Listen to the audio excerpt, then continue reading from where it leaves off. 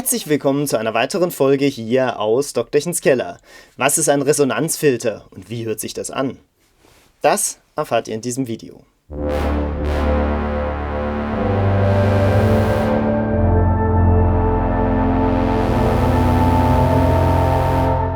Im letzten Video der Filterreihe haben wir über die Fixed Filter Bank gesprochen und da hatte ich schon gesagt, man kann die nutzen, um das Resonanzverhalten von Instrumenten oder Räumen abzubilden.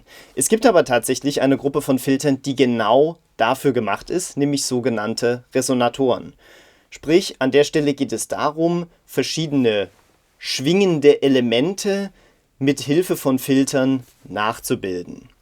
Ich habe jetzt hier als Beispiel diesen Rings. Wir werden uns nicht alle diese Parameter hier angucken, das sprengt ein bisschen den Rahmen, es soll ja kein Walkthrough durch den Rings sein. Wenn euch das interessiert, schreibt es mir einfach unten in die Kommentare, dann kann ich auch ein Video zum Rings machen. Und im Gegensatz zu allen anderen Videos ist hier der Aufbau ein kleines bisschen anders, denn ich schicke jetzt hier kein Signal von einem VCO rein, sondern lediglich ein weißes Rauschen. Was macht ihr da jetzt draus?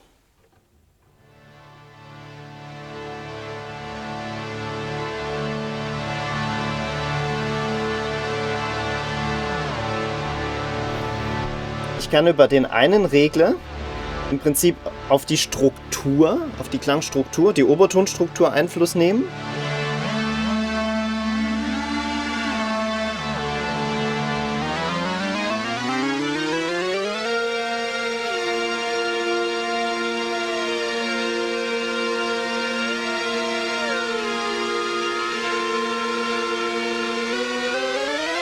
Und habe einmal Frequenz,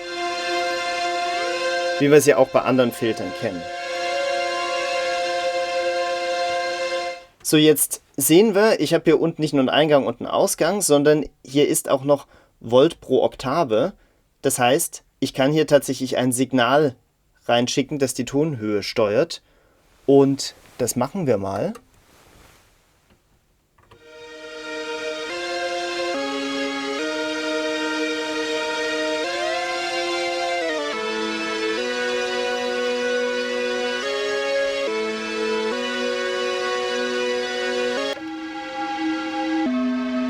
Wir merken, jetzt emuliert er quasi eine andere Art von Klangkörper.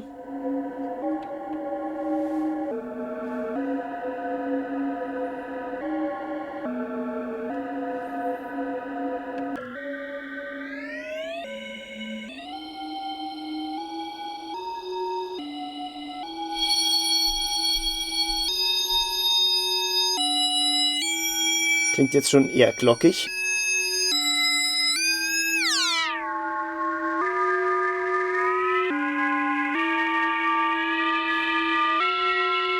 So, jetzt hatte ich an dieser Stelle ein weißes Rauschen reingeschickt. Ich kann aber tatsächlich den Eingang mal komplett abziehen. Jetzt zumindest bei diesem Modell. Hören wir mal, was jetzt passiert. Jetzt geht kein Audiosignal rein.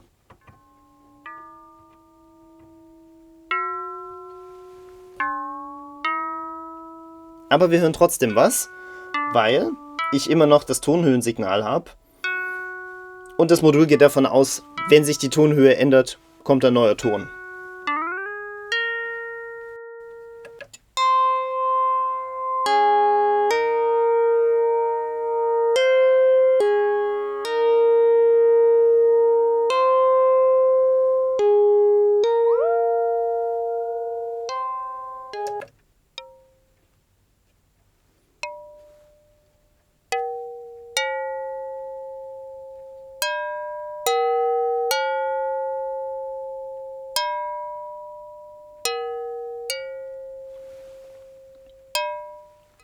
Er bietet noch viele andere Möglichkeiten. Wie gesagt, sprengt jetzt an der Stelle ein bisschen den Rahmen. Es sollte ja darum gehen, einen Eindruck zu kriegen, was man mit Filtern so alles erreichen kann.